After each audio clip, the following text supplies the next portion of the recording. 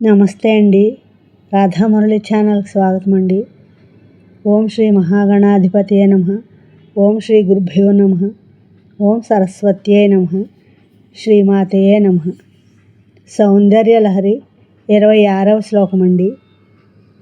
విరించిః పంచత్వం వ్రజతి హరిరాప్నోతి విరతిం వినాశం కీనాశో భజతి ధనదో యాతి నిధనం వితంద్రీ మాహేంద్రీ వితతిరపి సమ్మీలితదృశా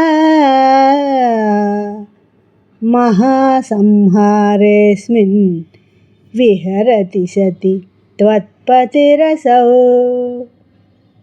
విరించిః పంచత్వం వ్రజతి హరిరాప్నోతి విరతిం వినాశం కీనాశో భజతి ధనదో యాతి నిధనం వితంద్రీ మాహేంద్రీ వితతిరపి సమ్మీలితదృశా మహాసంహారేస్మిన్ విహరతి సతి త్వత్పతిరసౌ. ఈ శ్లోకం యొక్క భావం అండి. భువని జనని బ్రహ్మ మరణిస్తాడు, విష్ణువు విశ్రాంతి చెందుతాడు, యముడు నాశనమవుతాడు, కుబేరుడు అంతమవుతాడు, ఇంద్రాది బృందారకులు కూడా నాశనమవుతారు.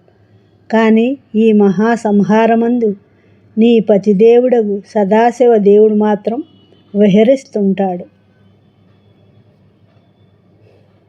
నా ఈ శ్లోకం మీకు నచ్చినట్లయితే లైక్ చేయండి, షేర్ చేయండి, సబ్స్క్రైబ్ చేయండి.